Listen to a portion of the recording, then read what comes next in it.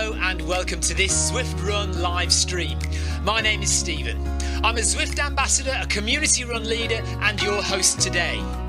There's a countdown clock up there showing how long to go before the start of the main event, so you've probably got time to tidy the kitchen, take the trash out and grab yourself a drink before we get going.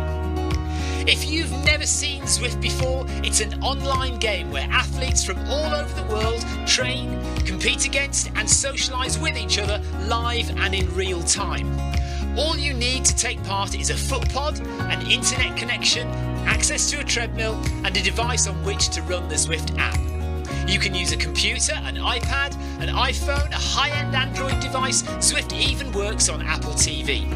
If you have a smart treadmill, you don't even need a foot pod, as your treadmill will send your speed direct to Zwift. Once you've logged in and made sure your equipment is connected, you can join others live for structured group workouts or social runs. You could do a solo workout or take part in one of the many in-game challenges. You could also pit yourself against people from all over the world in a race. There are various Zwift worlds. Some are based on existing places like London, New York, Innsbruck, Richmond, Virginia and Harrogate in the UK. But the biggest world is the fictional Watopia, where you can run in glass tunnels underwater, through the middle of a volcano, in a jungle, up to the top of a snow-capped mountain and on country trails.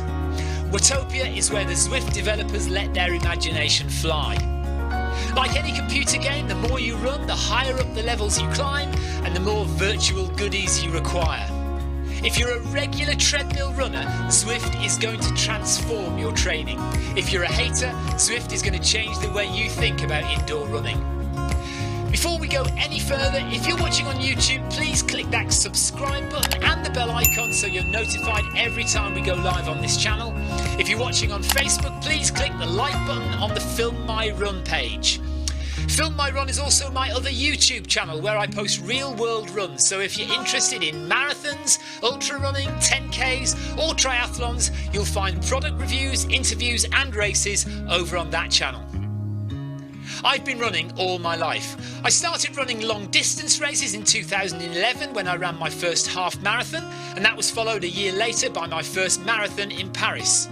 I've run the Paris Marathon every year since and have now run well over 100 marathons and ultras. I started using Zwift at the beginning of 2015 when indoor cycling and smart trainers really took off. In the early days, I held the long distance record for cycling of 500 kilometres on Zwift for about 48 hours. And when running started in 2016, I was the first person to run a marathon on Zwift. So if you have any questions about Zwift, if I don't know the answer, I probably know somebody who does. Okay, so now you can go and take the trash out and get that drink. And make sure you keep an eye on that countdown and be back in time for the start proper.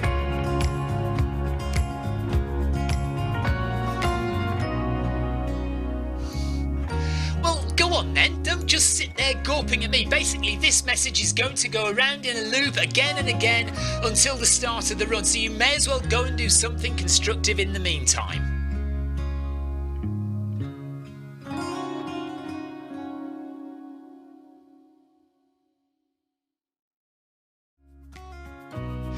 Hello and welcome to this Zwift Run live stream. My name is Stephen.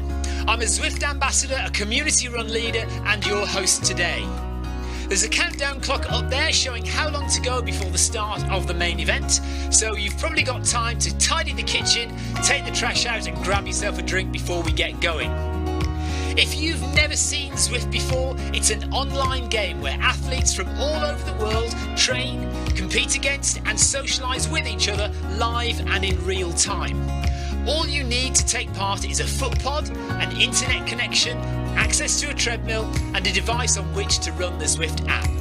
You can use a computer, an iPad, an iPhone, a high-end Android device. Zwift even works on Apple TV. If you have a smart treadmill, you don't even need a foot pod, as your treadmill will send your speed direct to Zwift. Once you've logged in and made sure your equipment is connected, you can join others live for structured group workouts or social runs. You could do a solo workout or take part in one of the many in-game challenges. You could also pit yourself against people from all over the world in a race.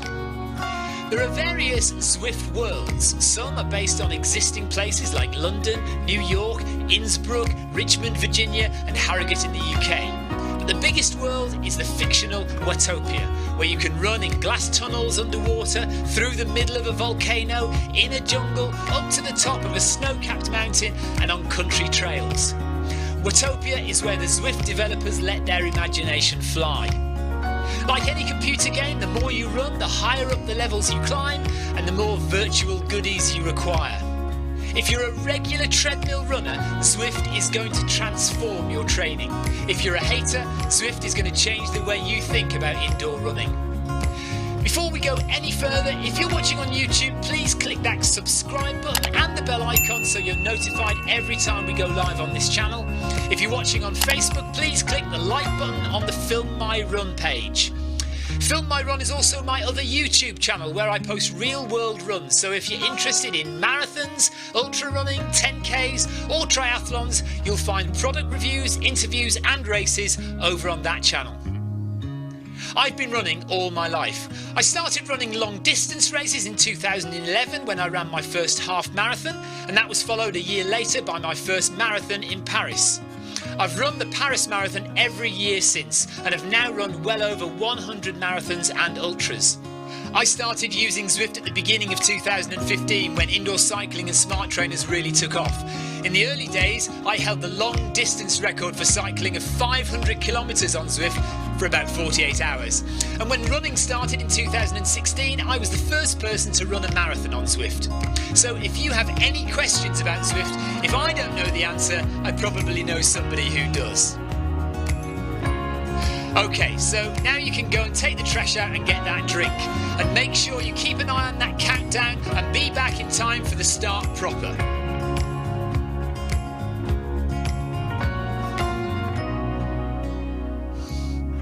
Well, go on then, don't just sit there gawping at me. Basically, this message is going to go around in a loop again and again until the start of the run, so you may as well go and do something constructive in the meantime.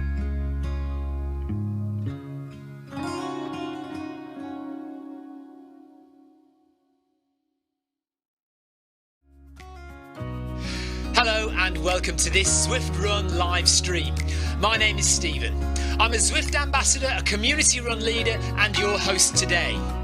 There's a countdown clock up there showing how long to go before the start of the main event, so you've probably got time to tidy the kitchen, take the trash out and grab yourself a drink before we get going. If you've never seen Zwift before, it's an online game where athletes from all over the world train, compete against and socialise with each other live and in real time. All you need to take part is a foot pod, an internet connection, access to a treadmill and a device on which to run the Zwift app. You can use a computer, an iPad, an iPhone, a high-end Android device. Zwift even works on Apple TV. If you have a smart treadmill, you don't even need a foot pod, as your treadmill will send your speed direct to Zwift. Once you've logged in and made sure your equipment is connected, you can join others live for structured group workouts or social runs. You could do a solo workout or take part in one of the many in-game challenges. You could also pit yourself against people from all over the world in a race. There are various Zwift worlds. Some are based on existing places like London, New York, Innsbruck, Richmond, Virginia and Harrogate in the UK. But the biggest world is the fictional Watopia, where you can run in glass tunnels underwater, through the middle of a volcano, in a jungle, up to the top of a snow-capped mountain and on country trails. Watopia is where the Zwift developers let their imagination fly. Like any computer game, the more you run, the higher up the levels you climb and the more virtual goodies you require. If you're a regular treadmill runner, Zwift is going to transform your training. If you're a hater, Zwift is going to change the way you think about indoor running.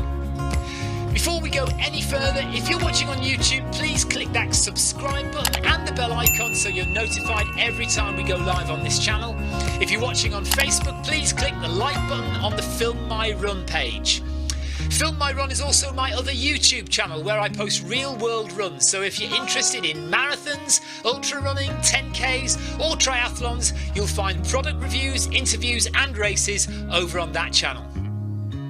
I've been running all my life. I started running long distance races in 2011 when I ran my first half marathon, and that was followed a year later by my first marathon in Paris. I've run the Paris Marathon every year since and have now run well over 100 marathons and ultras. I started using Zwift at the beginning of 2015 when indoor cycling and smart trainers really took off. In the early days, I held the long distance record for cycling of 500 kilometres on Zwift for about 48 hours. And when running started in 2016, I was the first person to run a marathon on Zwift. So if you have any questions about Zwift, if I don't know the answer, I probably know somebody who does. Okay, so now you can go and take the trash out and get that drink. And make sure you keep an eye on that countdown and be back in time for the start proper.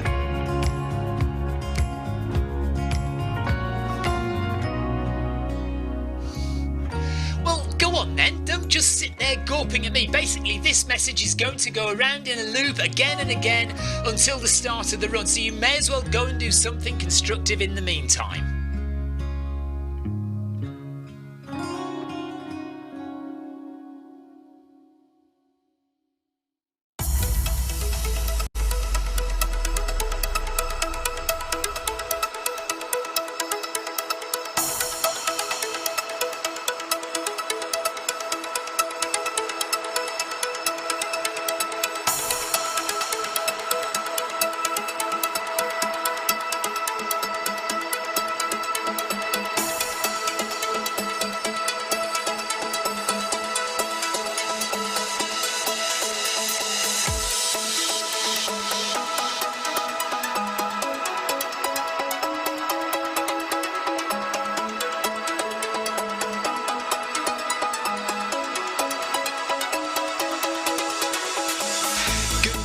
Good afternoon, good evening, wherever you are in the world. This is Film My Run on Zwift. My name is Stephen Cousins and we are broadcasting live on Facebook and on YouTube. While we're getting everything ready, it would be absolutely awesome if you could go and subscribe to the Film My Run YouTube channel and also the Zwift Live YouTube channel. You can also find us on Facebook at facebook.com/filmmyrun and also Twitter at filmmyrun, and the website is www.filmmyrun.com. It's very nearly time, so sit back, relax, don't forget to drop me a ride on and watch me do all the hard work.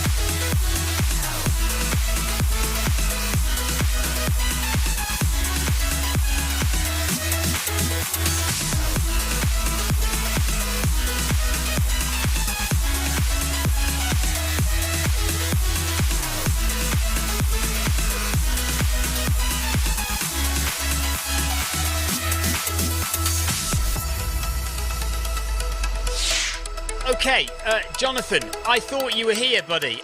I thought you were going to join the ride and then join me on the run. I think you've missed it now. Unless you can do a late join, you need to join the France ride that started at 6 o'clock. I don't know if you can do a late join. Hello, by the way, we are live on the Zwift Run Live YouTube channel and the Film My Run Facebook page. And we are going to have a gentle jog this evening. I've got two friends with me. So there's me there in the kind of purpley pink reddish top.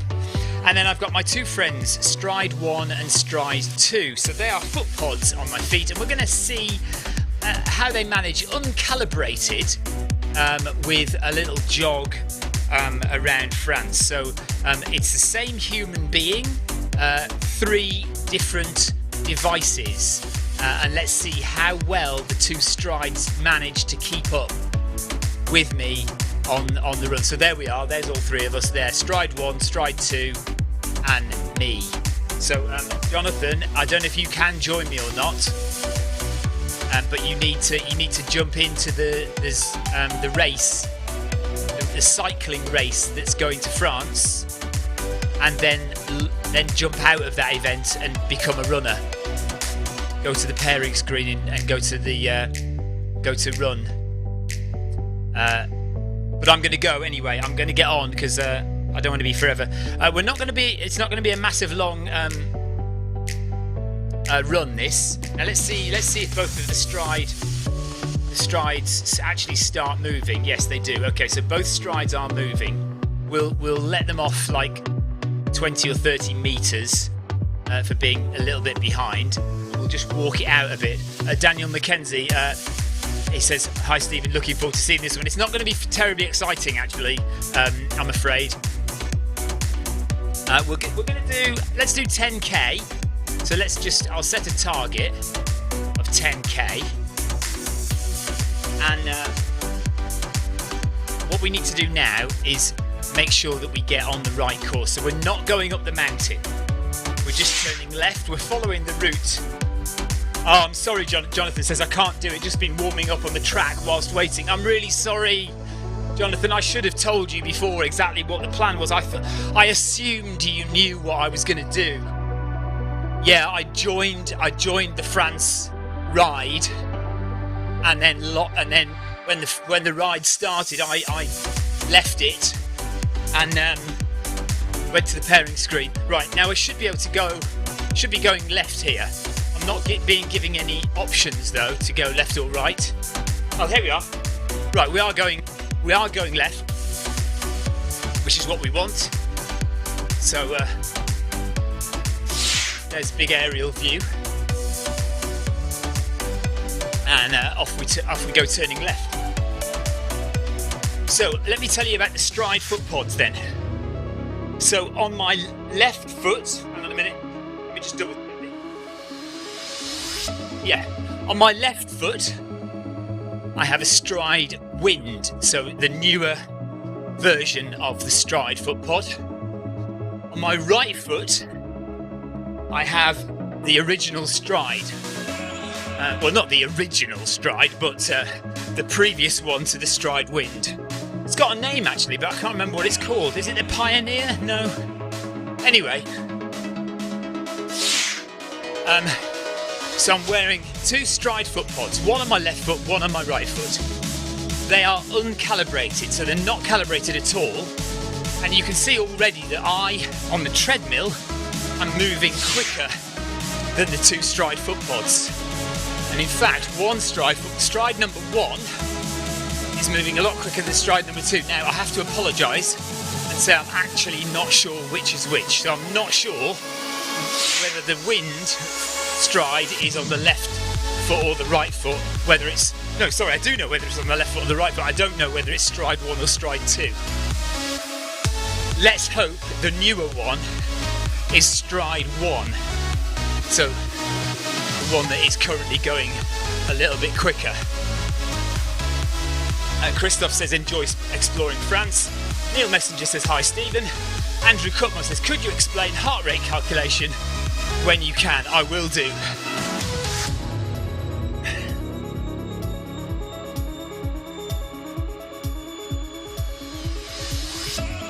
So the plan is to turn right in a minute. So the riders are going off on the full big long route around France, and they're doing 2 laps of that. I'm going to do this short route, which means turning right in a minute with my 2 friends. No fartleks today, Carl. No, I did explain to Ryan that I would be ducking out on the fartleks. We are having a very slow wander around France. Now let me get mine. So we're going Balloon Fields. That's the way we're going. Oh, I said Balloon Fields. This is what my see, this is another example of my camera angles changing it by accident for me.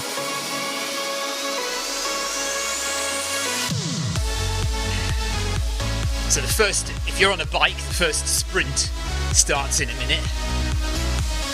Just after this town, just by this town here, you go for the first sprint. Oh, no, again, there we go.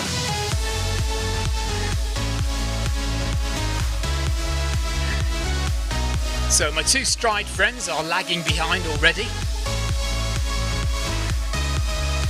What I will do is I'll do another run at some point with them both.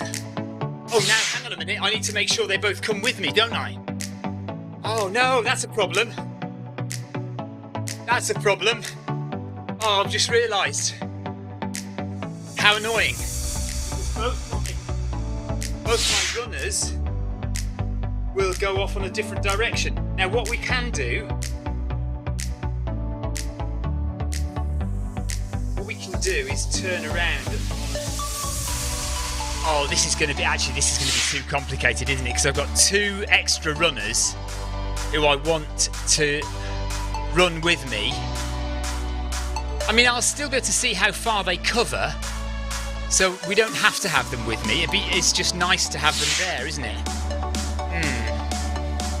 Peter Barlow says he's found his stride foot pod to be 10% slow. Or, Peter, it could be that your foot pod is correct and your treadmill is wrong. That's the other thing. Leo says, Stephen, you're a big letdown. You can't tell everybody that you're running 36-minute 10k and then jump on board demonstrating Zwift pods. I'm so sorry. John Brown says, hi Stephen, I've got a quick question which appears to be on topic.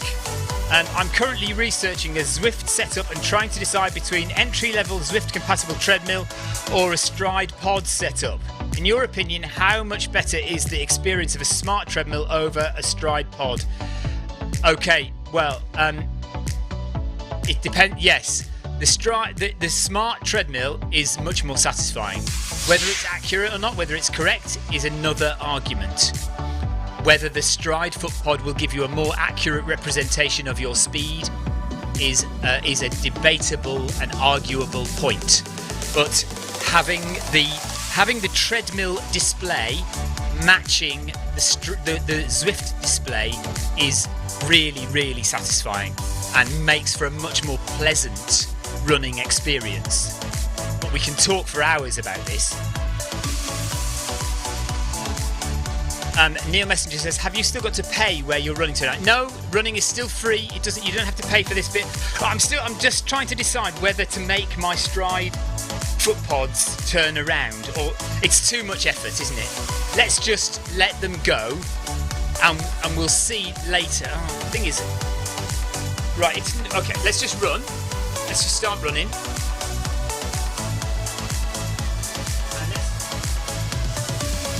Just need to have a look at my Apple TV.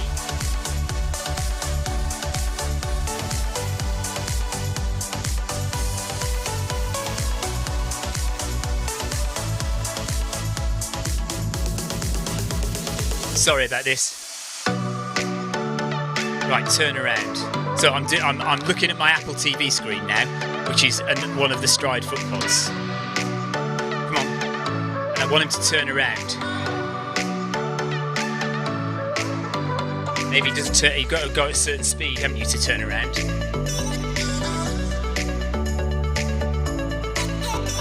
Come on, start running. Ah, here we go. Okay. So he's turned around.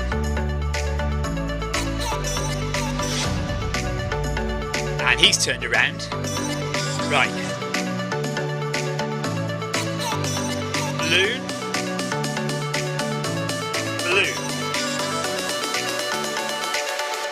Right, are we both going to the balloon fields now? Looks like we are. Right, now I don't think there are any other turn-offs, so we might be alright. And then Paul Shaffick says I could turn around as well, so we all join up. Yes, very good point.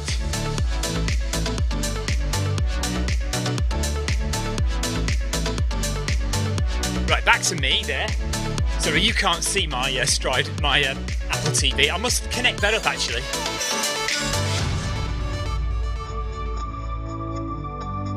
Right. Shall I just turn around quickly and turn back around again? Let's do that. So obviously we're going to be doing different distances.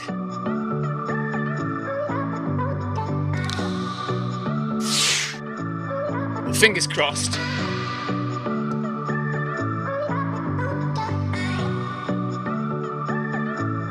So where are these boys? Where are they? Oh, there they are. Gosh, they're miles behind, aren't they? Okay. Let's join up with them. I'll join up behind them and we'll catch them up. Because obviously I'm going faster than the foot pods are. Right. There's one. There's two. Let's turn it. Oh, yeah, there we are. Okay.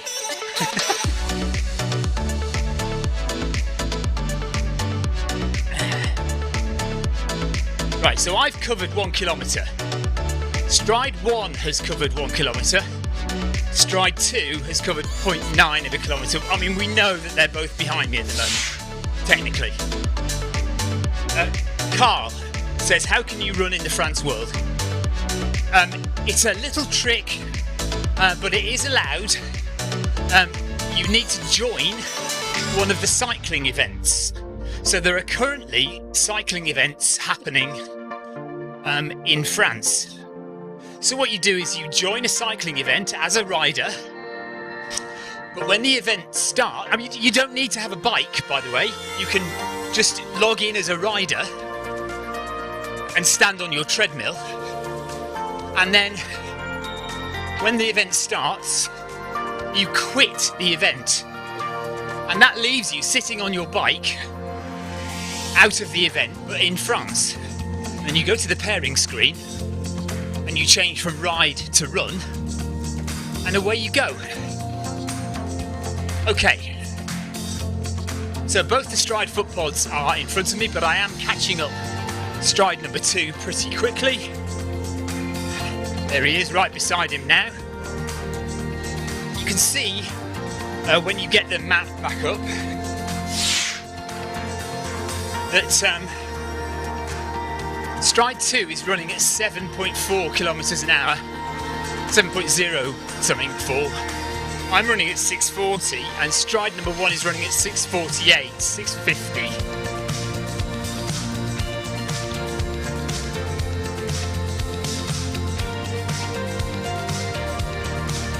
So neither of them are matching it. They're not matching each other, and they're not matching me either.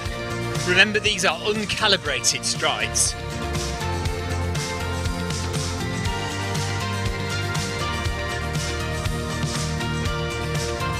Let me just stop quickly and see if I can reposition one of the strides and see if I can tell which one it is. Bear with me 2 seconds.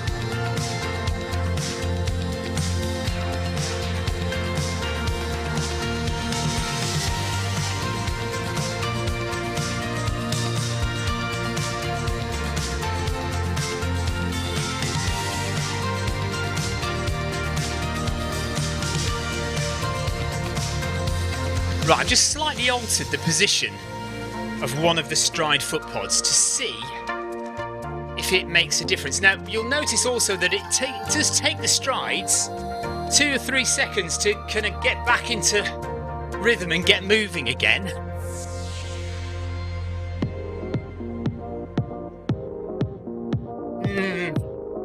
Has it made? It doesn't seem to have made any difference, really.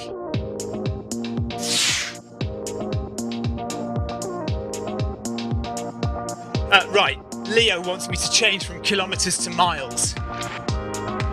Okay, all right, just for you, just for fun, just for you, I'll do that.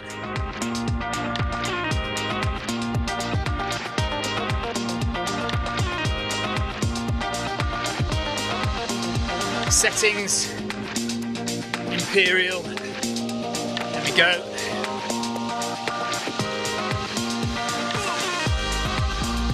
Right. So we're now in miles, so I've done 0.9 of a mile. Right, Andrew Cutmore wanted me to talk about heart rate. Okay. Now, problem with heart rate is that I can't remember the best mathematical equation. Andrew is interested in finding out what his max HR is. Now, max HR, your maximum heart rate, is basically the highest heart rate that you can reach without dropping dead. And there are various ways to get your max heart rate. Now, the classic and kind of old-fashioned way to work out your maximum heart rate would be to take 220 and then minus your age. Now, I'm 50, so if I take 220 and minus my age, I get 170. Well, I hit 180 and sometimes 190, very high into the 180s often, and I would put my maximum heart rate at around 185 to 190 if I'm absolutely crushing it. So now I've lost a stride. So the 220 minus your age thing is not great.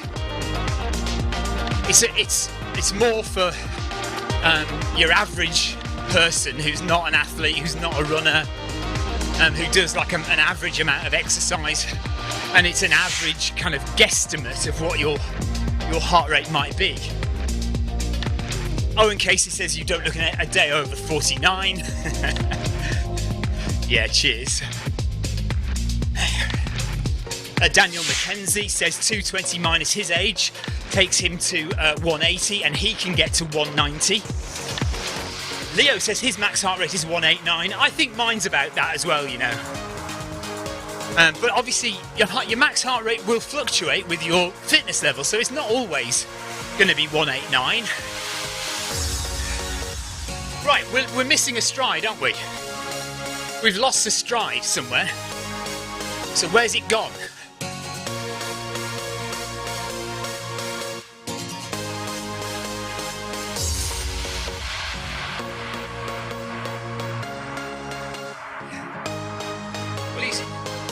He's running, he's there. Oh, right, okay, that's weird.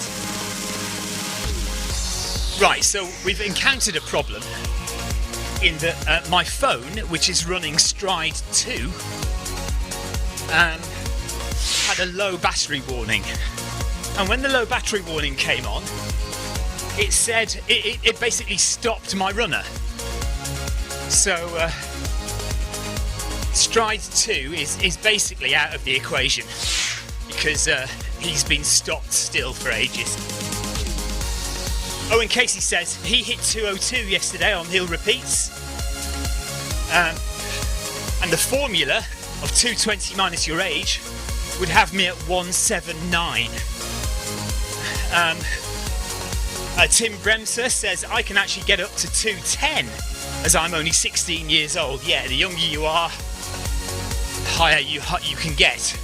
But also the fitter you are, the higher you can get your heart rate to go. Jonathan Cost says 220 minus age is total rubbish. So, there are two other ways, well, apart from going to a lab, there are two other ways that you can work out your max heart rate. Well, there are two other ways, i.e., one is a physical test, and one are other algorithms. Now, there are other algorithms, but for the life of me, off the top of my head, I can't remember what the maths are. But if you search Google for max heart rate equations, there are a number of different formulae. Is that the right word? I think it is, isn't it? Formulae. There are a number of different formulae you can use which give you a bit of a better idea what your max heart rate might be. But I think, honestly, the best way to do it is to do a balls out 5k or balls out 10k. and just look at what your maximum heart rate was. So you should do a warm-up with some strides, 200 metre strides. Make sure you are warmed up, and then do a 5k or a 10k time trial, and do it as though it's a race. Do it as fast as you can, as fast as your body will take you, so so you almost throw up at the end. Do as hard as you can, and then go back and analyse your data and have a look at what the maximum your heart rate reached was. You should be in anaerobic zone red, and that will give you a sensible idea of what your max heart rate is. And then you can put that into Zwift.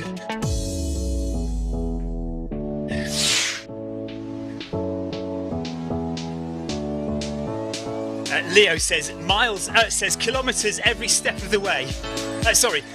Miles over kilometres every step of the way. This is great to see for me. Well, you and I are going to disagree on that. I'm a kilometre guy. Kilometres all the time for me, because they change quicker. They break down easier. Most races like 5k, 10k and 50k are kilometre based, and I think half marathons and marathons, I like to break them down as well into like a half marathon is basically 2 10Ks and a 1K sprint at the end. And the same with a marathon. A marathon is 4 10Ks and a 2K sprint at the end. Ace Ventura, hello buddy. So we're running through France. We're running around one of the shorter routes in France. I don't exactly know how far it is. I'm hoping it's around 10k. Carol says, Stride 2 is running with Jonathan. So how did you made it into France then? Okay. So do you want me to... Are you running in France then, Jonathan? Do you want me to wait for you? So we're going to the balloon fields, which should be pretty. I'm not going to do any climbing. Oh, thanks for the ride-ons, by the way. Ride on! Chris Nolan, thank you. And Gavin Elder, thank you very much. So we're going a nice, easy, slow pace. Just sped up to 10 kilometres per hour now. Sorry, Leo, I've just sped up to 6.2 miles an hour.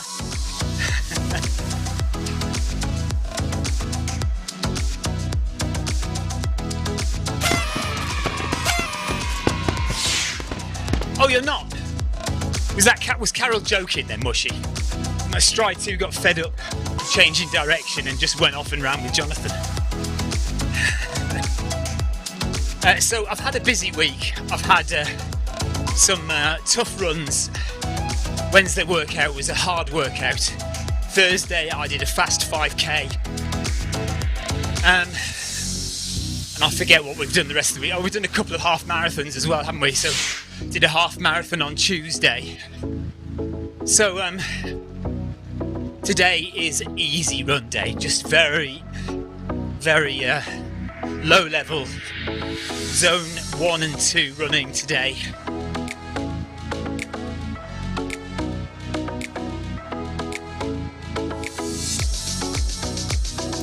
I thought while we were running slowly around the France course and giving you a little view of the French countryside, I would test out, or carry on testing out, my Stride foot pods.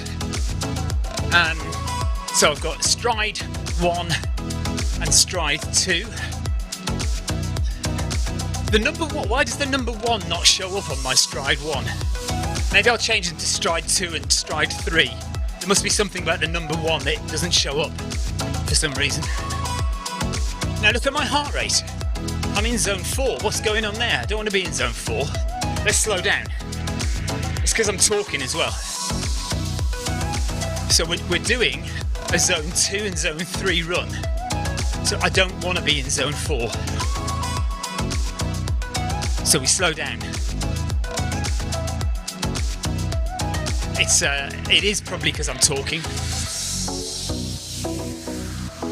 Right, Andrew Cutmore, heart rate. Anything else we need to know about heart rate? If you find your max heart rate, so you either do it with the rubbish 220 minus your age, or with one of the other mathematical equations that you can find on Google, which are slightly more accurate than 220 minus your age. You can use those to get a rough idea of your max heart rate, or you do a balls out 5k or 10k run and literally just look at Strava, look at your heart rate in Garmin Connect or Strava and see what it is, and use that as your max heart rate. And you can always do the test again in 2 or 3 months' time to see if you've progressed and got a higher max heart rate. And then you put it into the settings of Zwift. And when you put that into the settings of Zwift, that will calculate automatically what Zwift believes your heart rate zones should be. So when you do put your max heart rate in, you will then get these coloured zones, as you can see in the top left there. Currently I'm in zone 3, which is a yellow zone. This is moderate zone. And zone 4, which is orange, that is threshold zone. Zone 5, which is red, is anaerobic zone. Zone 1, I don't know what you call zone 1 really. Easy zone. Zone 2 is often called fat burning zone, or endurance zone. To be honest, in zones 2 and 3 are both good for your fat burning, learning how to use. When we say fat burning, that doesn't mean we want to lose weight and so we're going to run in fat burning zone to lose weight.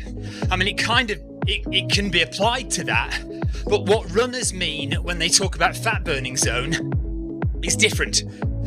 When we talk about fat burning zone, what we mean is using fat as fuel, because you have in essence an endless supply of fuel to run with. And if you the problem with fat burning is that it's slow to metabolize in the body, and so your body normally uses glycogen as fuel, and some other things, but we'll just keep it simple. We talk about glycogen. So we normally use glycogen, and you get glycogen from fast-acting sugars and also from slow-release sugars. So fast-acting sugars are things like gels, Coca-Cola, basic simple sugars that break down quickly. They're high GI, high glycemic index foods. Break down quickly, provide you with a quick burst of energy. Or you've got low GI foods like porridge, bread, potatoes, pasta, rice.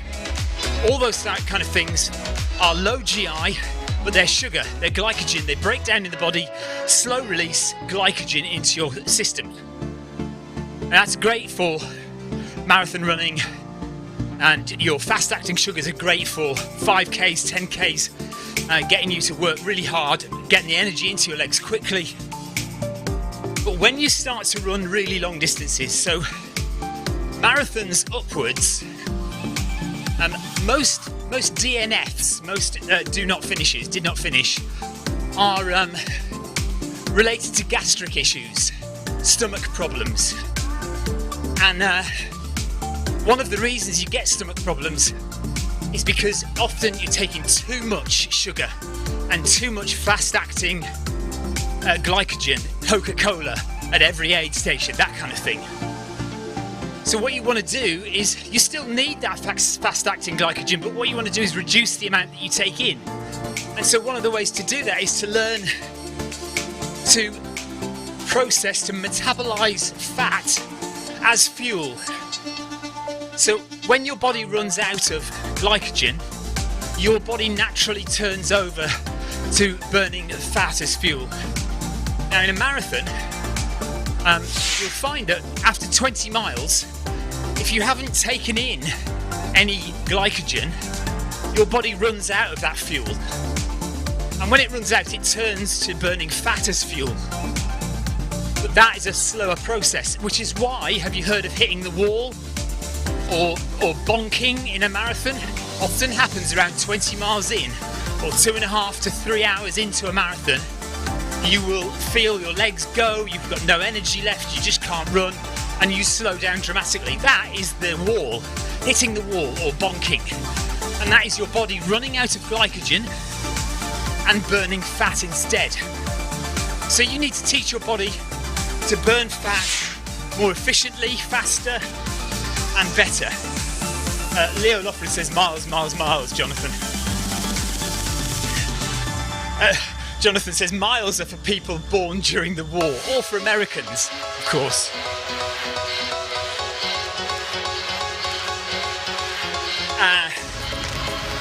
So where was I?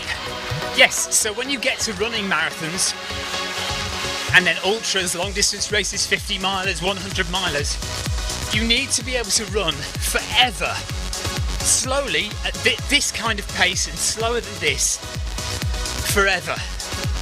And you can't do that guzzling gels and Coca-Cola. Well, some people can, but most people can't. So burning fat is a great way to be able to, it was the way to be able to do that. So that's why, as a long explanation, long and boring diatribe from me, but the upshot is, when we talk about fat burning zone in your heart rate, that's what runners are talking about, not losing weight. Although you will lose weight, of course. So I think we're into the balloon fields now, aren't we? By the looks of things. Although you're looking at my treadmill. There we are. So you got the balloons on the right there, look. So stride number 1 is only 10 seconds behind, not too far behind really. Doing fairly well. Stride number 2 we know had a problem, but is still going much slower than stride number 1. I'll tell you what we'll do. What we're going to do now is I'm going to take one of the stride foot pods off so we can know which is which. And I'll just answer Alex's question. Alex Dieter says, what is your go-to options for food in a 100-mile race? So in a 100-miler, you've got to eat real food. Some people can survive on gels, some crazy people, but and some people use drinks like there's a drink called Mountain Fuel, and the other one is called Tailwind, and they are drinks, liquid supplement that you can take, which is supposed to be able to, it's supposed to have everything in it that you need to keep going. They make me sick after about 20 miles, so I can't deal with them. And I tend to stick to real food like sandwiches, pizza, things like that. But I also do use a powdered drink called Huel, Huel. And I mix Huel with full fat milk. And I know it's strange, a lot of people think it's weird that I like milk on these long ultras, but yeah, Huel mixed with full fat milk is one of my go-to supplements for long runs. But also, yeah, just general food, so sausage rolls, sandwiches, pizza. Often halfway through a race, it's a long 100-miler, maybe 50 miles in, you might stop for some pasta or something like that as well. Depends how fast you want to go. It depends, what your goals are, really. Leo Loughlin says carbs, carbs, carbs. I agree, but I'd say carbs, protein, fat, and all of those things on a 100-miler. For me, carbs, protein and fat. A mixture, good mixture of all of those three things. Tina Beard says, she only just got here, how far are you going? I'm not sure how far I'm going, if I'm honest. I'm hoping it's around 10k, but I'm going on the short route around the France course. So it's a little loop, and I think it should be around 10k.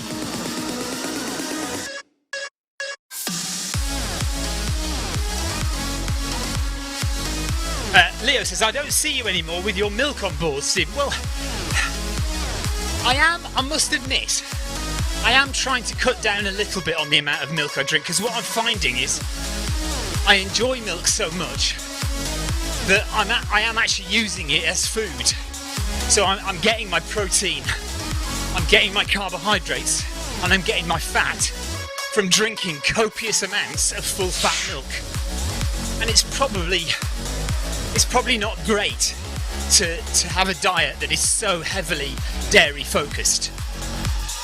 So I am trying to cut down a bit. So when I finish a run these days, I tend to try and have more water based.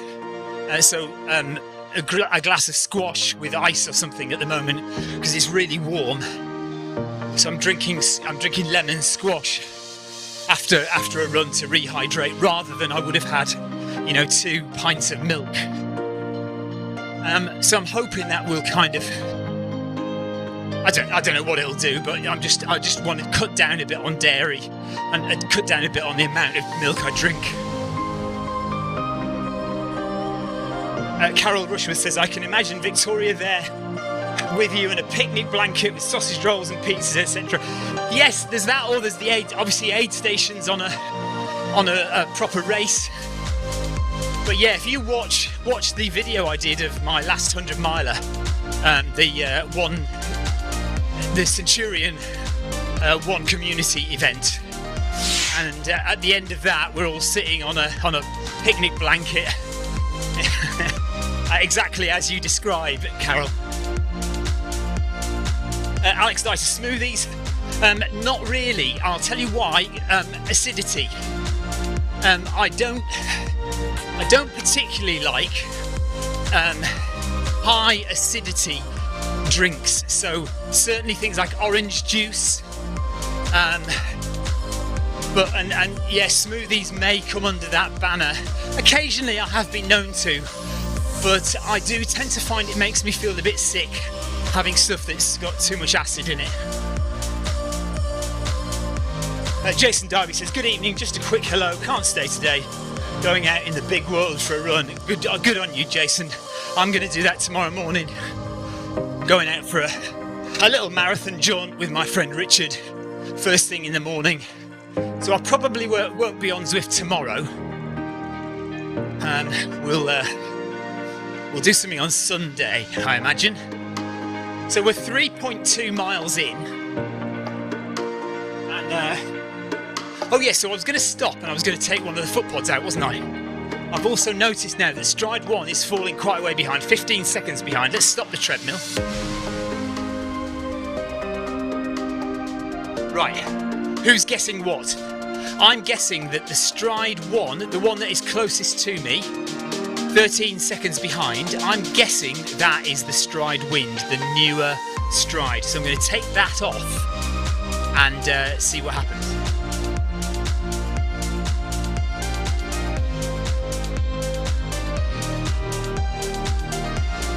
So there's the stride wind. You can tell it's the stride wind because it's got these two charging points on the bottom. I don't know if you can see that clearly. Hang on.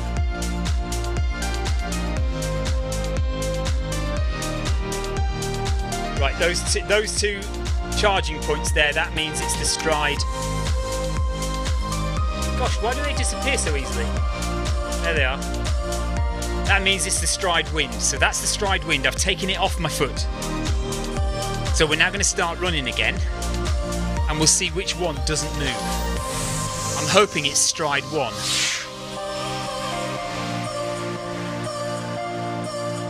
No, look at that.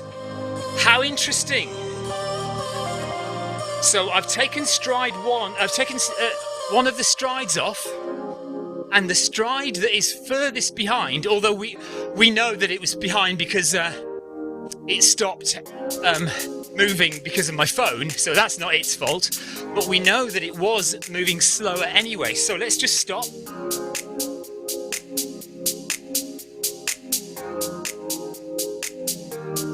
So the wind, the more modern stride is stride 2, which is going slower than stride 1.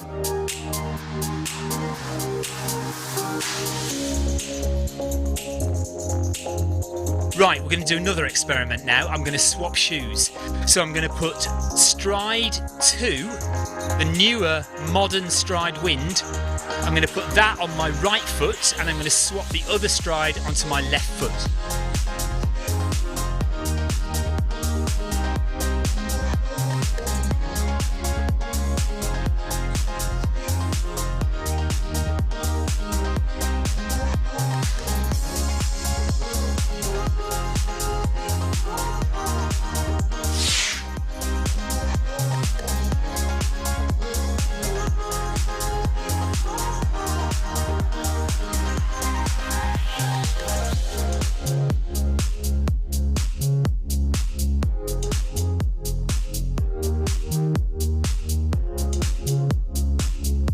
Okay, gosh, that was a hassle. Right, so now stride number 2, the stride wind is on my right foot. I've swapped it over, and stride number 1, the older stride, is on my left foot. So they're swapped over. Let's see if that makes any difference to the speed. Yeah, the wind is slower, Leo. Yeah. What? So why did you guess that then, Leo? Why did you think the stride wind would be the slower one?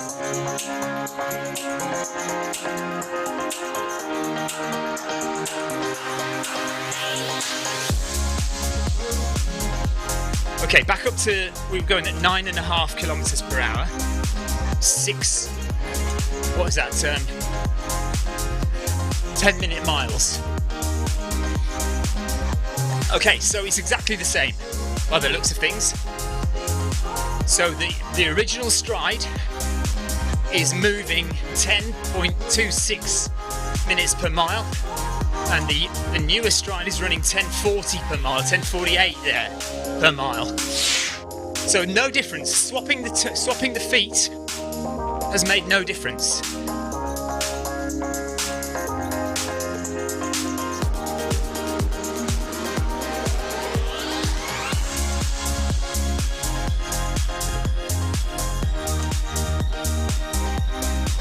Jonathan Cost says, after 5 kilometres and no running since March, I peaked HR at 1:53.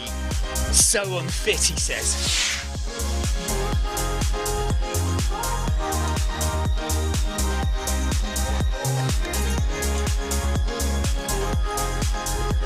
So, right, Leo, so you're saying that it will be better outside because it's measuring the wind or something, I'm not sure.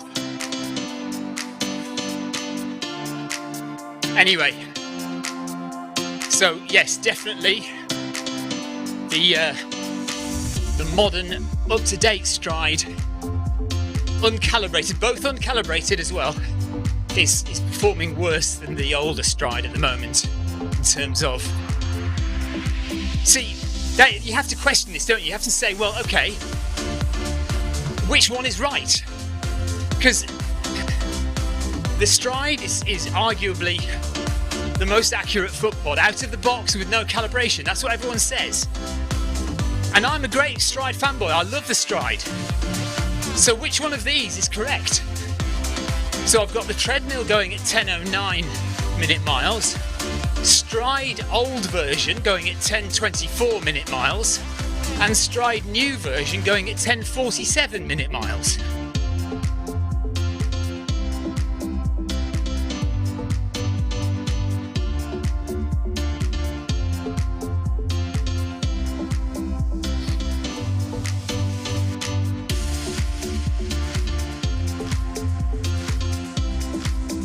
So if you're wondering where we are, we're in France. and we're going through the Bloomfield section of the France course, so we're going on a slightly shorter loop than there's a big main loop of France, and we're going on the slightly shorter loop of France, the inner loop as it were.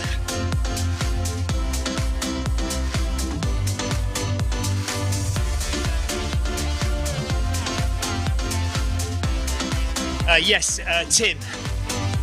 So Leo says there was a test done not long ago. One of the other guys who runs on Zwift, the tall man, that'll be Tim, demonstrated it outside. Yes, I've seen Tim's video.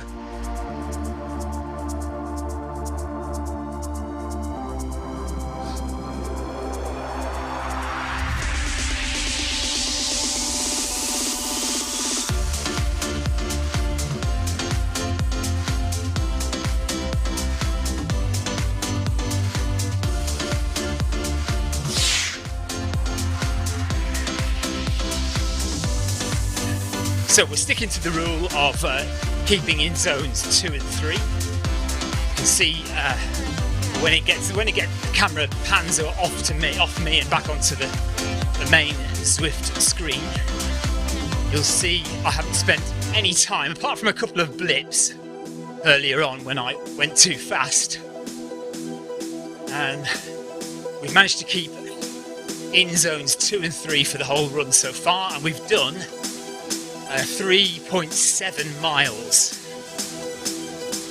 Just for Leo, we've changed to miles for today. So I'm hoping this run is about, I'm hoping it's about 10k, but to be perfectly honest, I've no idea if it is or not.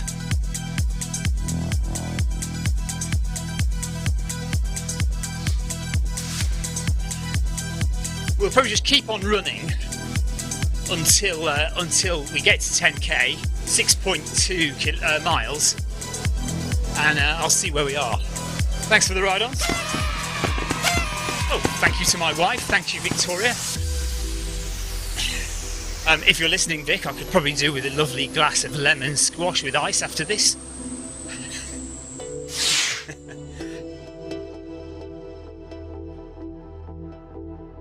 So Alex Dieter, that's a very strange thing to do. So Alex works in kilometres, but looks back at his runs on Strava in miles. Interesting. I think the only race that I do where I think probably more in miles than kilometres is a 100-mile race. And even then I think of it both ways, kilometres and miles.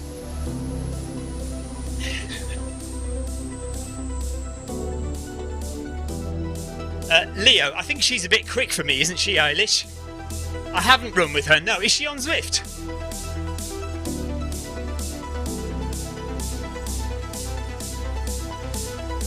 I've been in the same race as her, outdoors, but I think she was about 20 minutes ahead of me. If not more, actually.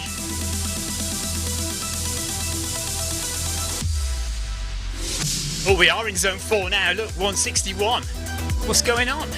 This is supposed to be an easy run. Let's slow down. 4 miles done. Okay, no, Leo, I'll look her up. I didn't know she was on Zwift, so I will look her up and friend her and check out when she runs. Does she do any group runs on Zwift?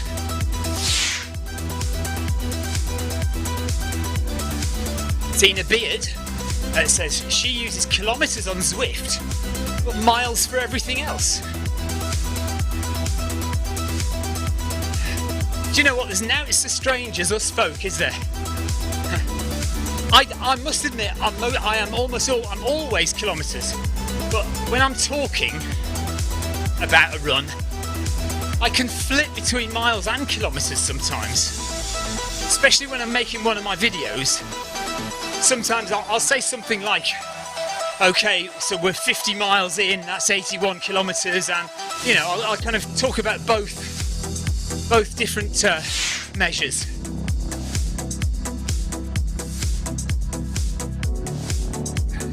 Okay, Chris Nolan says, I had wondered the same thing regarding the stride wind calibrated with Zwift versus unconfigured and the speed it reads. I thought I read somewhere that someone said if it's calibrated, it more reads the belt speed versus your running speed. Well, yes, the argument is, Chris, that if you calibrate the stride, then basically you're calibrating it to your treadmill speed. And the question is your treadmill speed correct? Well, it may not be. But if you don't calibrate it, then the argument is that it's reading your true running speed. But here's the problem. We've got two strides here. Both of them are uncalibrated. Now, yeah, one of them is a modern, newer stride and one of them is the older stride. But essentially, they've both got the same software in them. The only difference being that one measures wind and the other doesn't. And that's to do with power. So it will measure the wind and adjust your power outside because of the extra effort that you're having to put in because of the wind. On the treadmill, it should make no difference. So we've got stride 1 and stride 2, and we have swapped feet, and both of them are reading a different speed. So which one of those is correct? If they're saying, if the argument is that if you leave your foot pod uncalibrated, then it will read your true running speed, then which one of those is it? Is it 11 miles per hour, 11 minutes per mile, or is it 11.17 minutes per mile? Which one's right?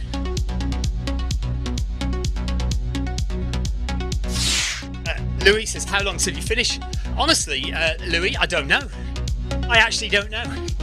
I'm just kind of running around this course and seeing where we get. I'm hopeful it's about 10k. If it's 12 or 13k, that's all right. When we get to, if I start getting to 14 and 15k, I might call it a day.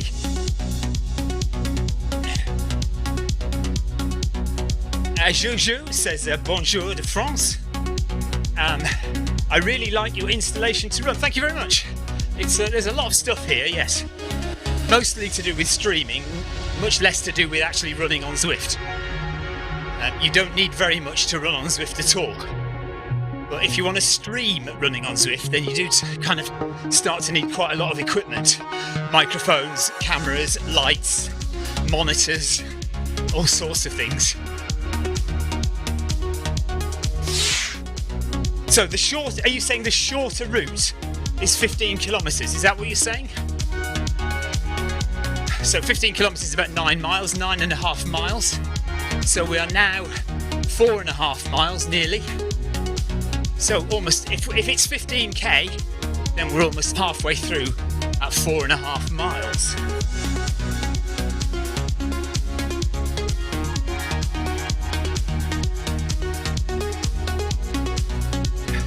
Okay, Leo says about Eilish McCoughlin that he only stumbled on her the other day running on her page, but running on Zwift via her iPad. Okay, so we'll look her up. So here we come. There's the bouncing arrow telling us we're at 4.5 miles. So I'm still in zone 4 though. Not happy about that. I don't want to be in zone 4. Actually, I don't feel like I'm in zone 4. Right, I tell you what this is. This is one of those slightly dodgy, erroneous optical heart rate readings, isn't it? I've just realised why I've been on that screen for ages. Sorry.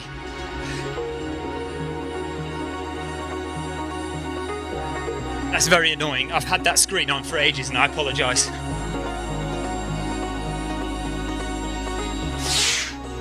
Leo says, what's the weather like? It's been really hot today, and it's quite muggy and humid in the shed quarters here. So yeah, today's been glorious sunshine. I'd say about 22, 23 degrees Celsius, 71, 72 Fahrenheit.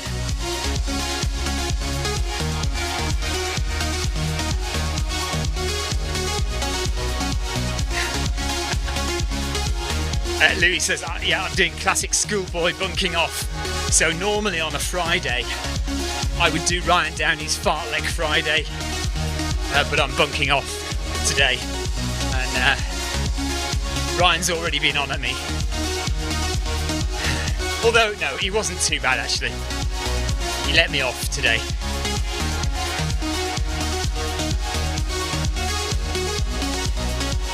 Okay, look, there we are, that's more like it. 124 BPM, so let's speed up again. Yeah, I think we had a little accidental blip on the heart rate front there.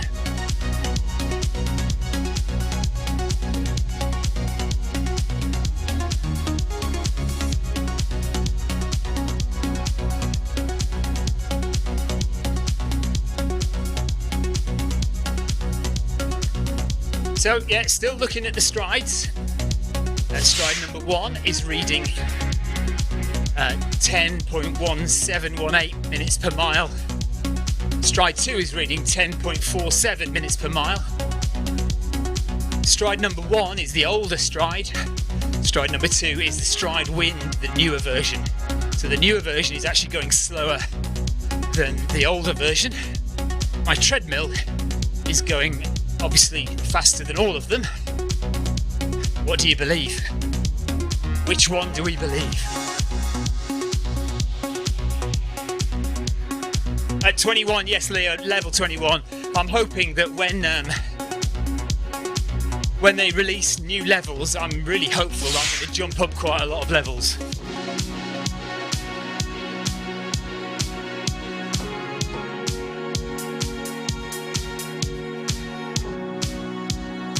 Chris Nolan says he thinks the stride wind has a slightly updated algorithm for being a new version, so that might be the reason that it's going slower. Maybe.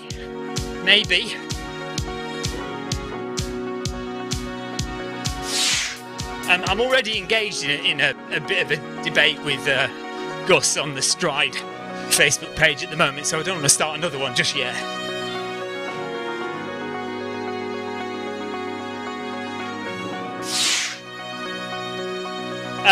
Louis, so I've changed to Imperial just for Leo Loughran. So Leo requested, at the beginning of the run, Leo requested just for him that I change it to Imperial measurement rather than metric. But I assure you, I am a metric guy and I will change back to metric at the end of this run.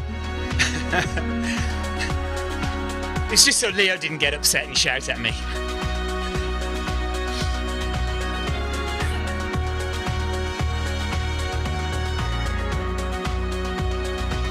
So easy run, zones 1, zones 2.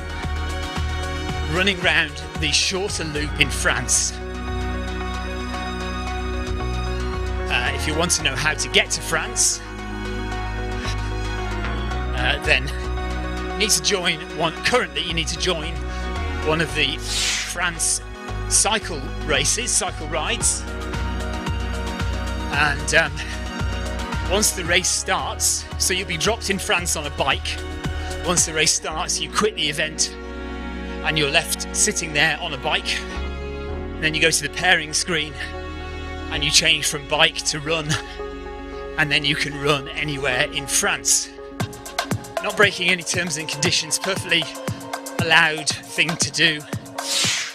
And I checked with HQ the other day before I did my run up Ventoux, the new mountain in Zwift. I checked with Zwift that it was okay to do that, and they said it was okay.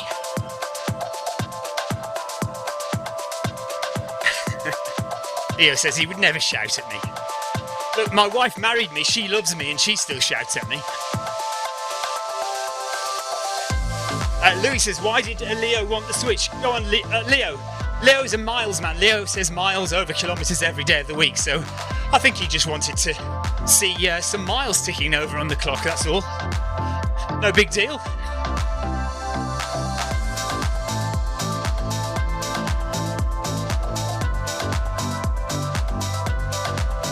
Jason Mitchell says, am I taking part in any of the legs on the Endurance Life National Trails relays starting tomorrow to midweek? No, I've not even heard about them, to be honest with you. I've not been a massive fan of Endurance Life as a race organiser, to be honest. But is it a virtual event then, presumably? Well, I haven't seen anything about it, to be honest.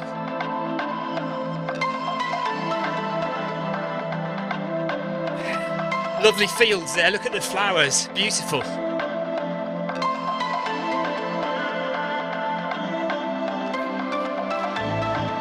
Okay, now where are we going? Hang on a minute.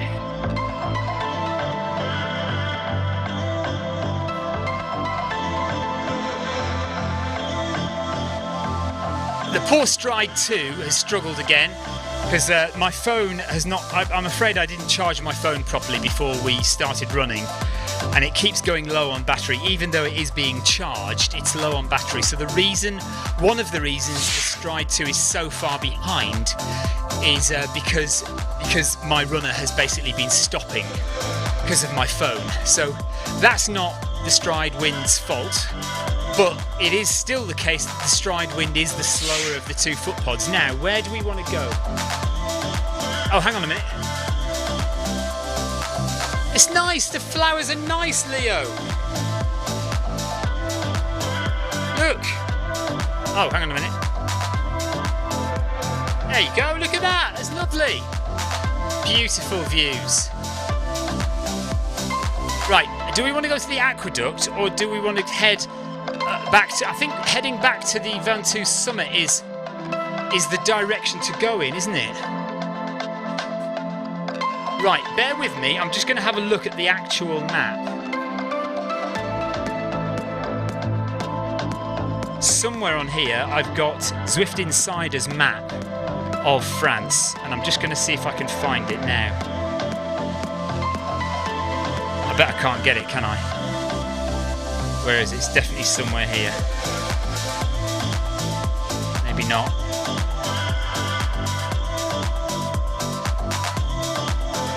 Right, Zwift Insider. So if you want to find any information about Zwift, this is the place to get it, Zwift Insider. There, so where I'm looking right now.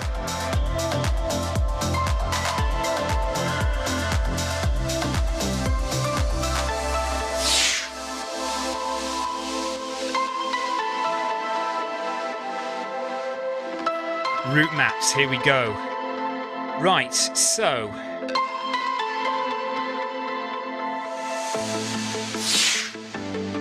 let's have a look.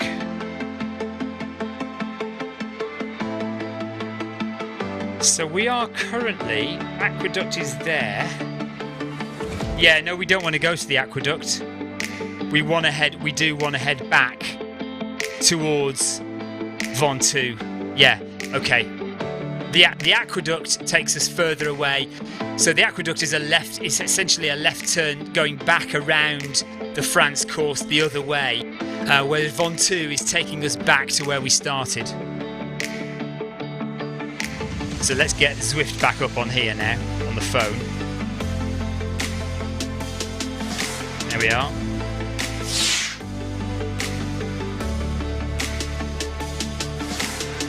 Right, start moving again. And make sure we go to Ventoux Summit. Although we're not going to the summit.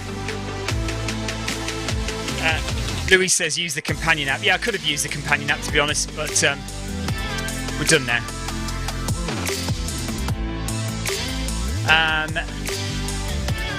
Jason Mitchell says talking about the Endurance Life events. It's on the actual coast path around the UK and some mainland trails. One runner per leg, and handover is by selfie onto WhatsApp 2 meters from the next runner rather than baton handover. Interesting.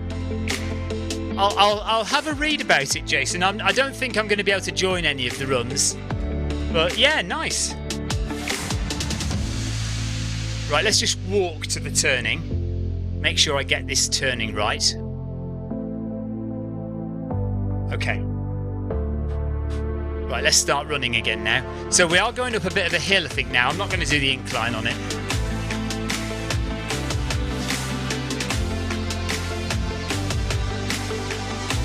Heart rate's gone right down to 89 beats per minute, so we're very relaxed now.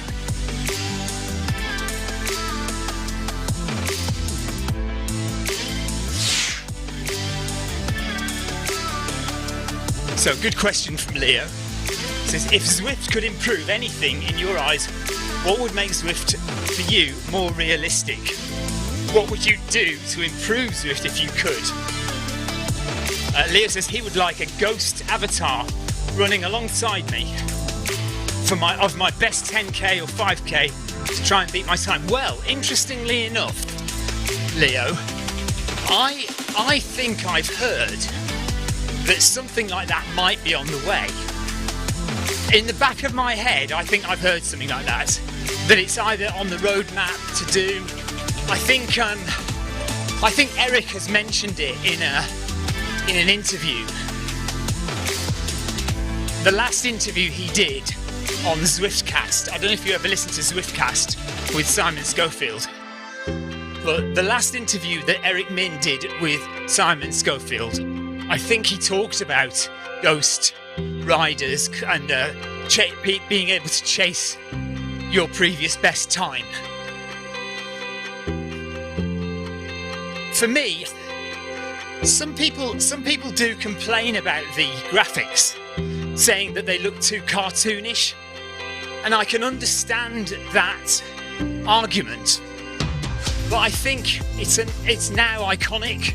This is what Zwift looks like, and so I think changing it would be radical and a massive departure, and I'm not sure it's worth doing. I think, yes, maybe the graphics do look a little bit cartoonish, but I don't really have a problem with that. For me, honestly, it's the simple things. I want to see race timings correct. I want to be able to cross the line in a race and know that my time is correct, instead of having 20 seconds added on for that dead space at the beginning. That's what I want. I want them to get the fundamentals right. I'd like to see some more controls for unrealistic running times. Like the TSS app, for example. The TSS app is fantastic because it allows runners to get onto Zwift without a foot pod. They can just run and it's fine.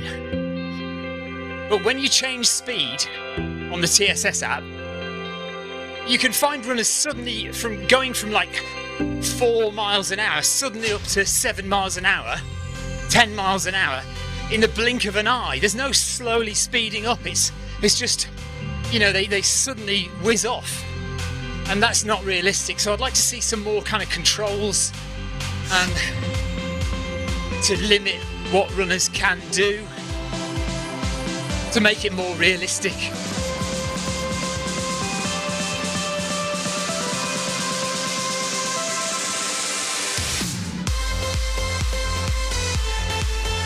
Okay, so again, we'll just have a quick look at the strides. Forget how far behind stride 2 is, because it's not his fault he's that far behind. That's my phone's fault. But what we are looking at is the speed. So I am going at 9.5 kilometers per hour on the treadmill, which is 10.09 minutes per mile. That's what my treadmill is telling me I'm doing. The old stride is 47 seconds behind me, and he is going at 10.14 minutes per mile. So slower than my treadmill says. The stride wind, the more modern of the two foot pods, is going much, much slower. 10.54 now minutes per mile.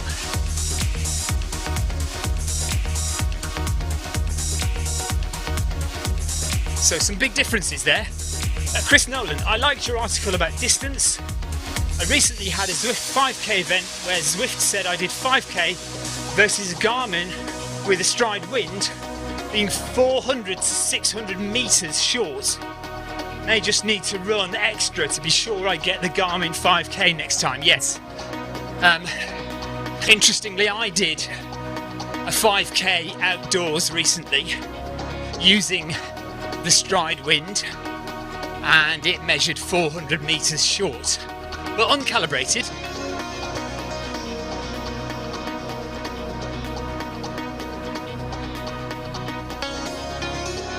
But then again, I've done plenty of other runs with the stride wind where it's measured pretty much bang on, so it's not consistent. It's not consistently wrong or consistently right either.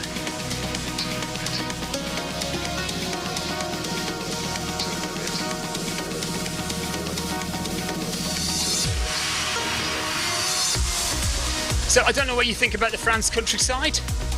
It's fairly pleasant.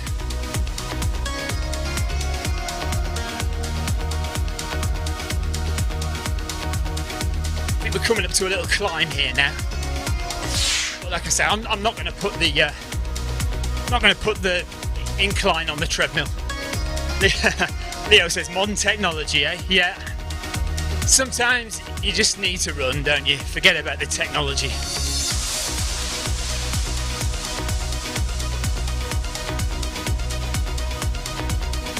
So we've got about 4 minutes of running left to get to 10k, 6.2 miles. But it may be a little bit further than that to get back to where we started.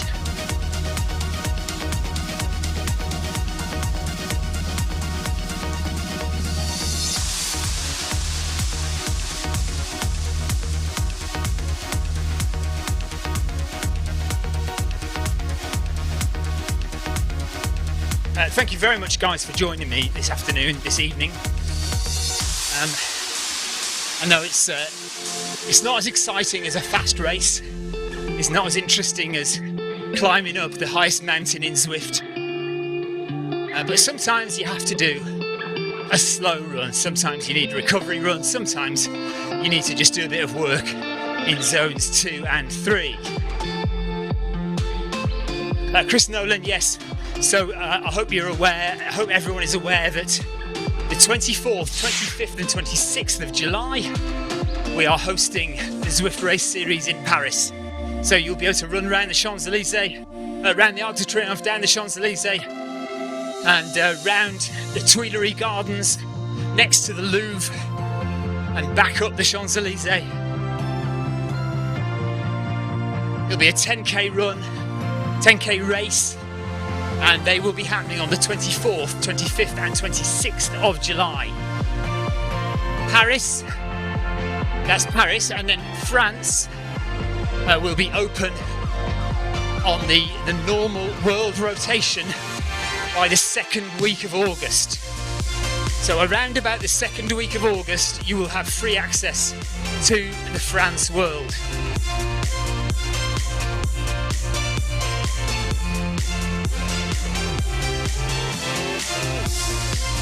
So this is a 6% climb at the moment.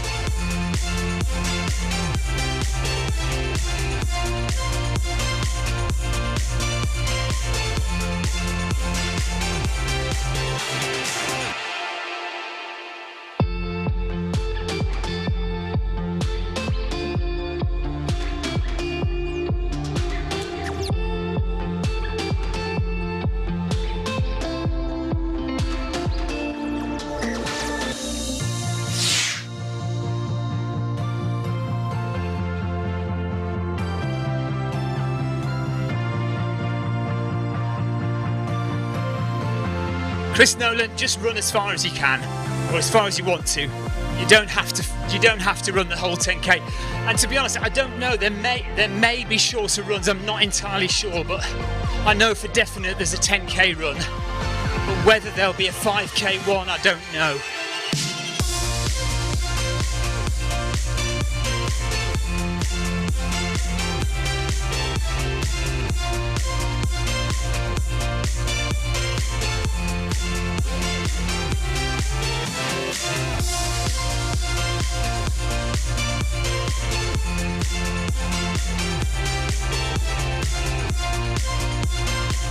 Right, so approaching 10k done. 600 calories burned. That's good.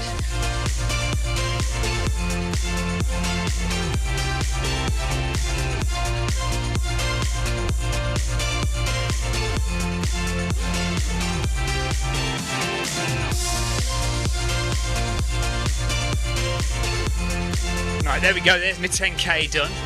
6.2 kilometers. So we're still going.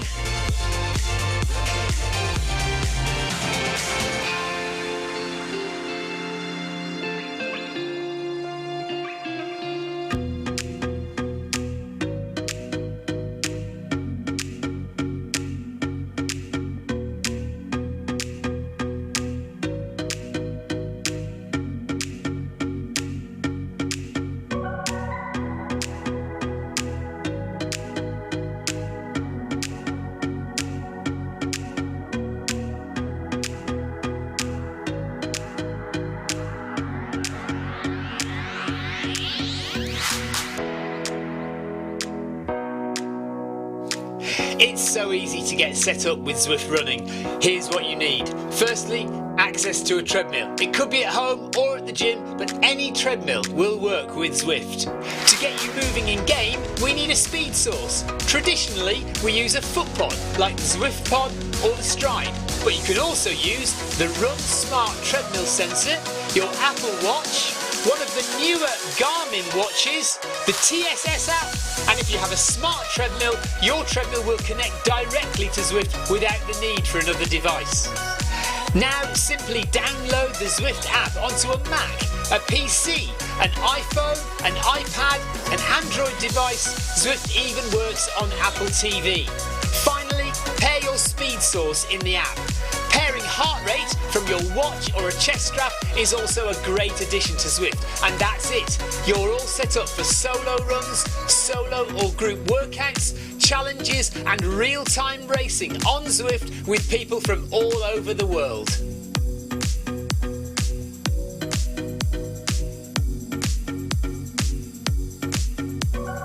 Okay, so we're gradually working our way up some switchbacks. And it's a 7% incline here. So when we get to the top of the switchbacks, then I think we are nearly back where we started. Well, I suppose we need to come back down the other side of the switchbacks, don't we? I suppose I could have a look at the Zwift companion app and see where I am exactly.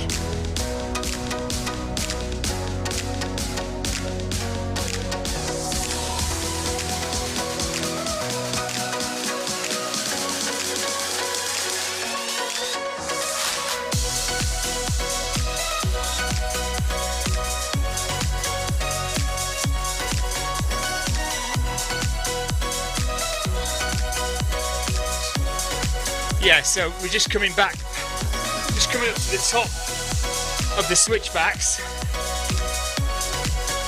and then we'll come down to a right turn, a little roundabout where you can go left or right, and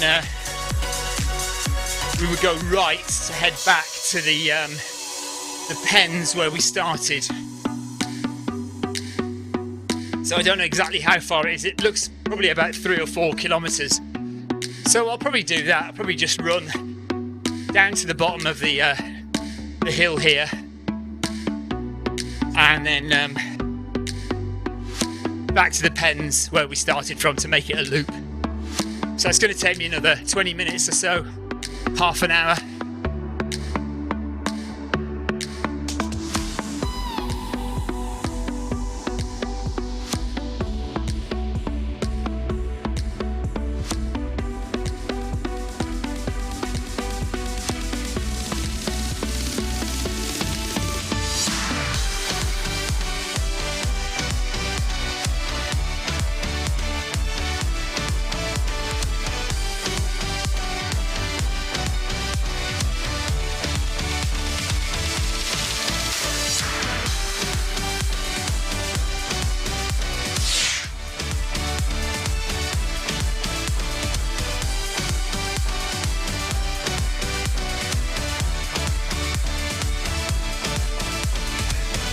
Chris Nolan, yeah.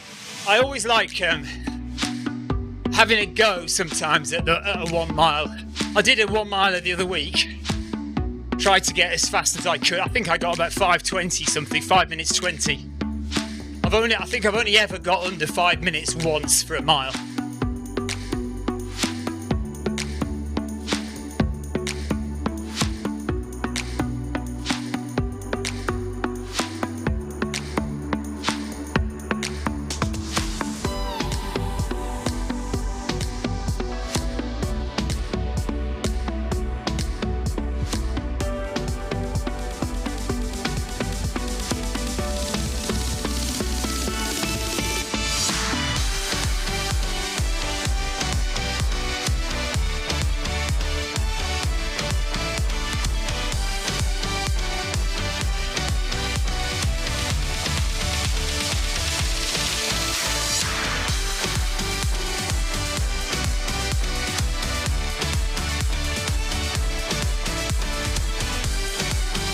So still at 4% elevation,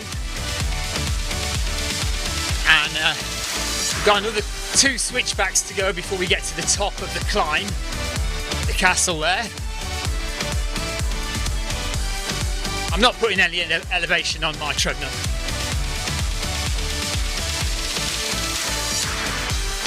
And just anyone who's just joined or hasn't been with us long, I'm deliberately not going fast. I'm trying to keep the run within zones 2 and 3, nice and easy, nice and gentle. I've had a bit of a tough week, and so I wanted to make sure that I get an easy run in. Got a marathon tomorrow, which will be fairly light, you know, nothing too heavy, but it's not a race or anything.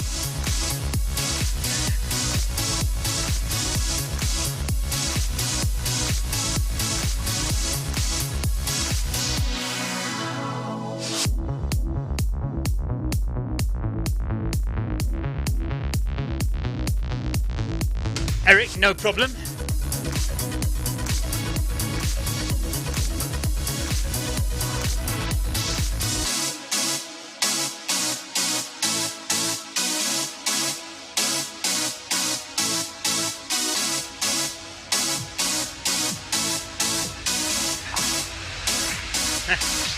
Okay, here's the banner coming up.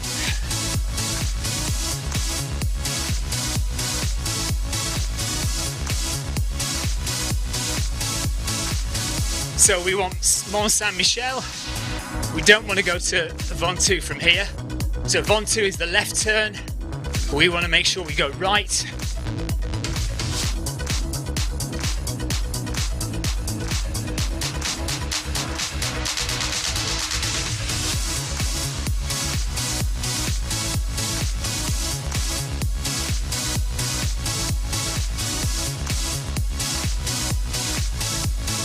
Interesting, actually. I'm actually ahead. Can you see on the map there? My little icon. Oh, you can't see on the map, sorry. My icon is actually behind where I actually am, if that makes any sense.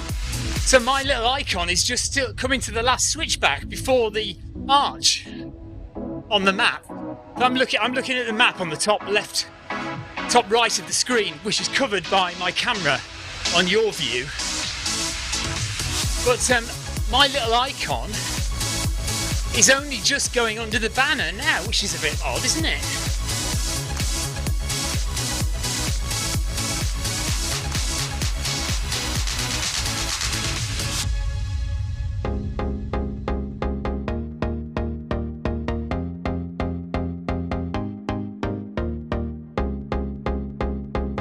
So we'll just run to the start pens and we'll finish there. So it's going to be about 7.5 miles all in.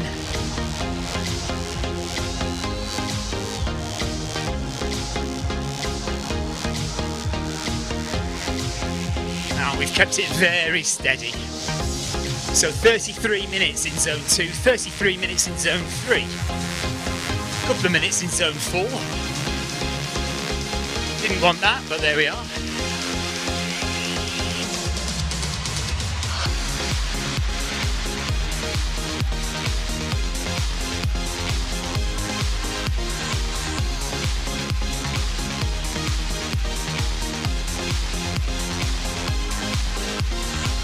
$700 calories burned.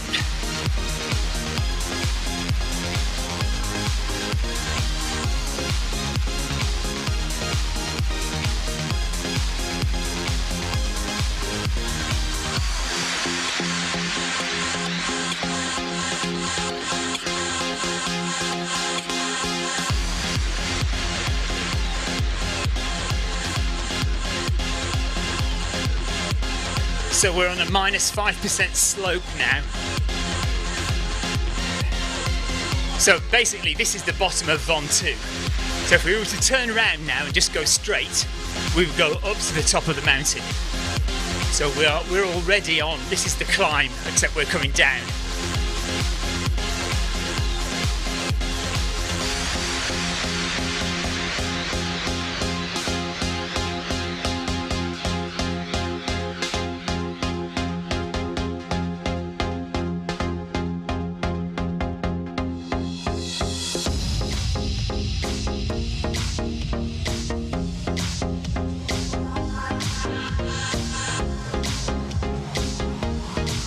So not far now to the start pens where we started the run, and we make a nice loop.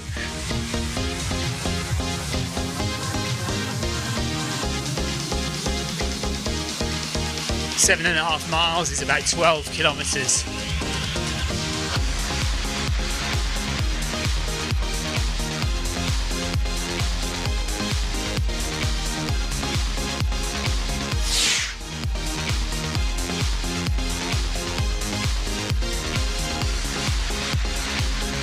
Chris, I've seen those exact sunglasses. Yeah, I've got them coming up on my Facebook feed as well. They look interesting, but I don't think I'll bother getting any.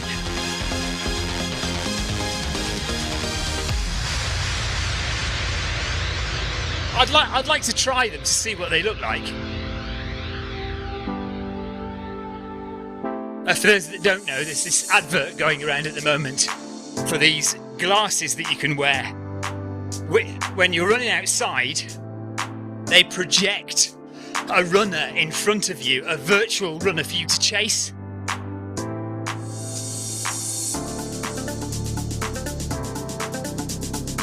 Ride on! Jeff Heisler, thank you for the ride on.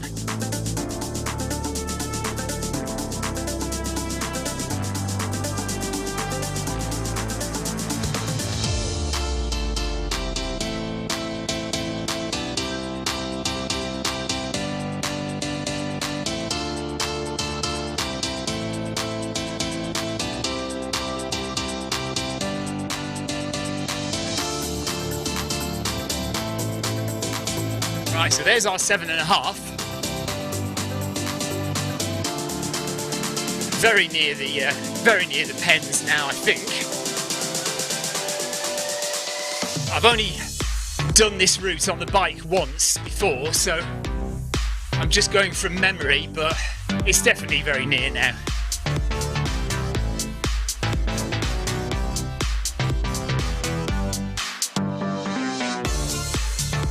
I do like a nice rounded route on my Strava map. So I'd like to join the two ends up.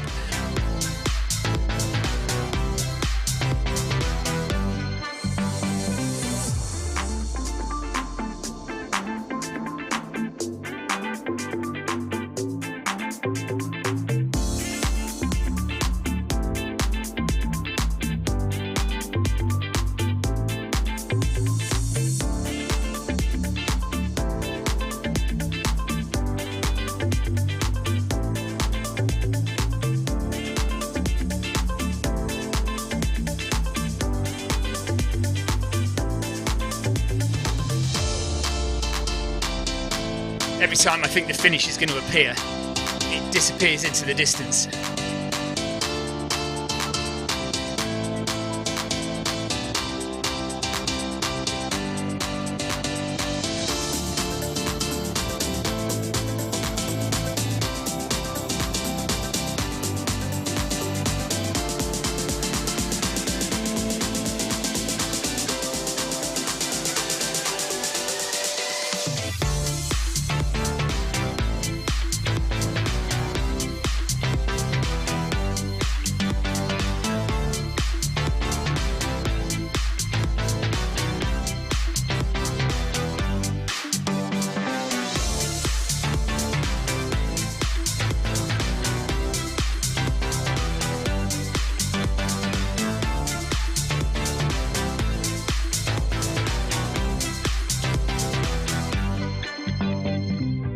got a feeling my avatars are going up on 2.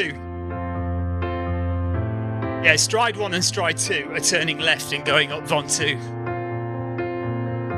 Oh well. They were miles behind anyway.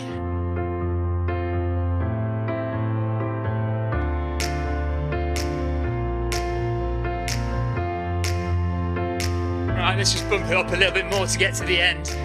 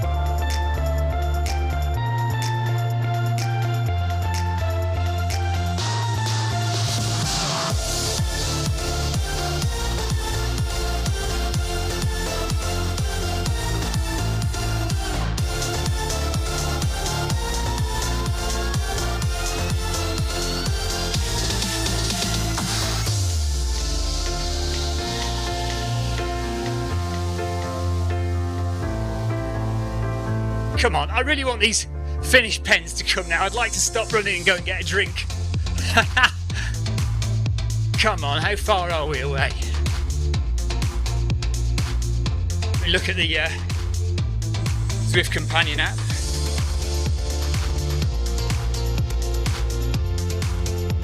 Well, I'd say we're still 1.5 kilometres away, to be honest. Yeah, I can see it on here.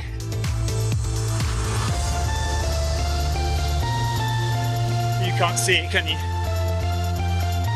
I'm at the bottom there and the pens are at the top there.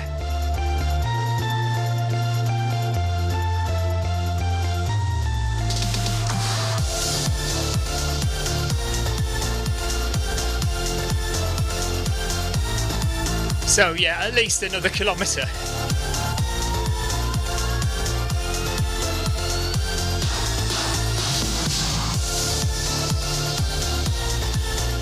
So 8 miles done.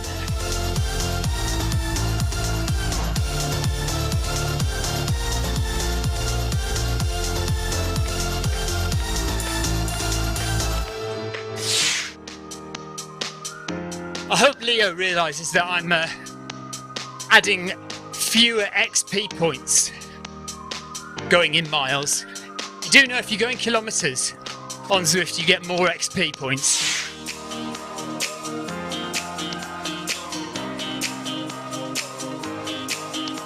Rob Harrison, yes. A few people have asked why I'm running in miles and not kilometres, and it's purely to satisfy Leo Loughran, who asked me right at the beginning of the run, could I please run in miles, just to satisfy him. And I thought, why not? So we've changed to miles just for Leo. But I'm now getting, feeling the need to finish this run. I'd like to get to the end now because it's basically just flat countryside from here to the start pens. But I do want to complete the loop. I want a full loop. Now in my head originally, I thought it was about 10k, which is 6.2 miles. But we're now almost 2 miles further than that. So I want to get this done now. It's about 1 kilometre to go. Rob Harrison says it feels right. It doesn't feel right. And Chris Nolan says it's all about the XP, forget the time and distance. Yeah, so the more running I do, the more XP I'll get. So we should stop worrying about it and just get on with it.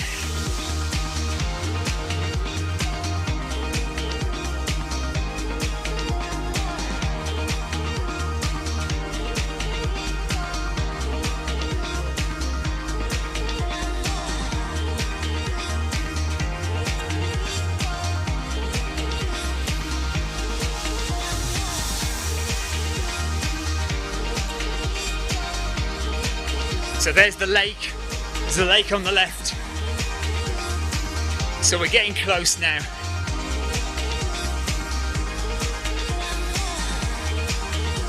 Still managing to keep it in zone 2. I thought I might have gone up to zone 3. See, this is what happens if you just do long, slow running. Eventually, your heart rate just settles down comfortably. Just get your breathing right and keep running at a steady pace. And your heart gets to know it and sits comfortably where you want it to.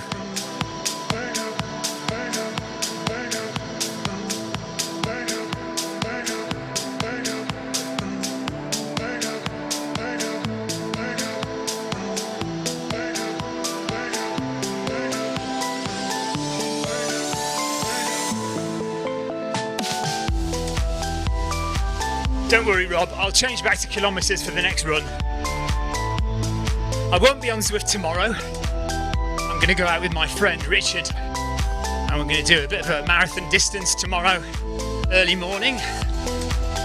So we'll be back on Sunday to do something.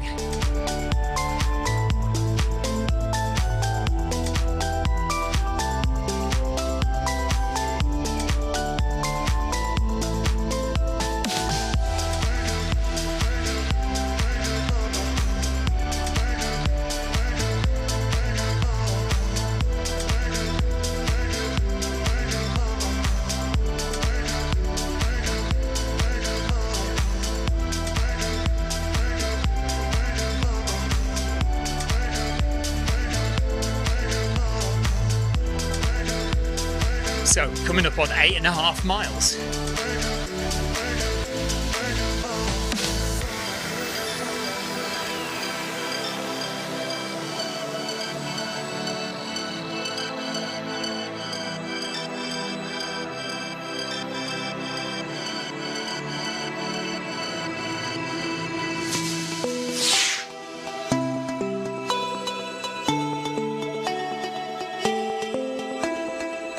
Who's been running for the past 2 hours? Not me.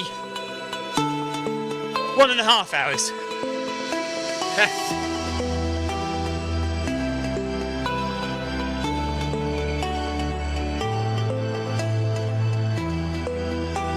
But I am nearly there, nearly finished now. Just wanted to make sure I do a nice loop. So we've gone around the short loop. But the short loop, even the short loop, is about 9 miles.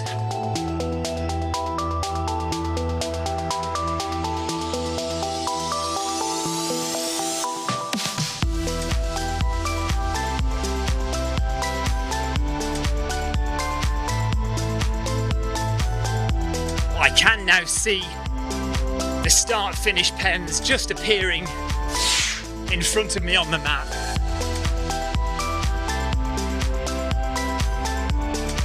So Persistent Music says that's a good time, a good mile time.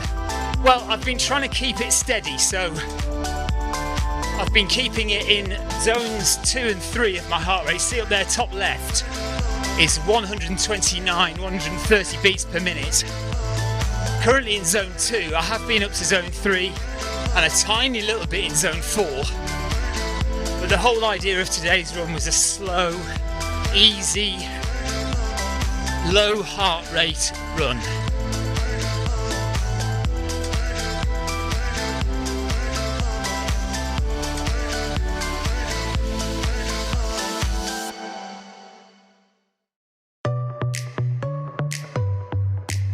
And we are gradually edging our way towards the end, which looks like it will be at about 9 miles.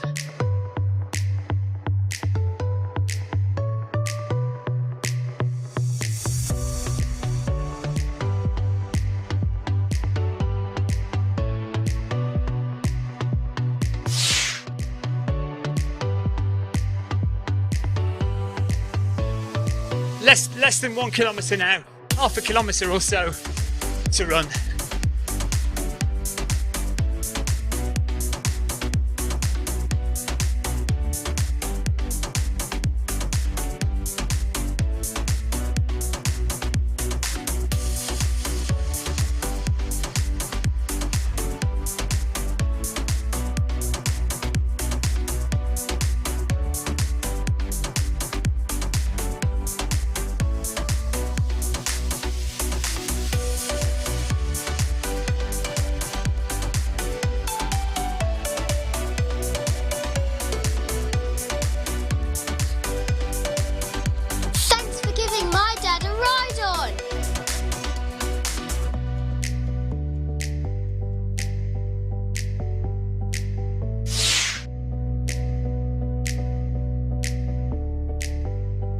Well, if I'm honest, persistent music, it didn't cost me anything. This is a Techno Gym My Run treadmill, and it was given to me by Techno Gym to review and to basically advertise for them on the Zwift platform. Zwift themselves use a lot of the Techno Gym My Run treadmills, and because I do a lot of streaming, they said that I could have this one. It was when I got it, it was a used one. It wasn't brand new when I got it. This is essentially a freebie second-hand treadmill. But if you want to buy one brand new, they are about £3,500.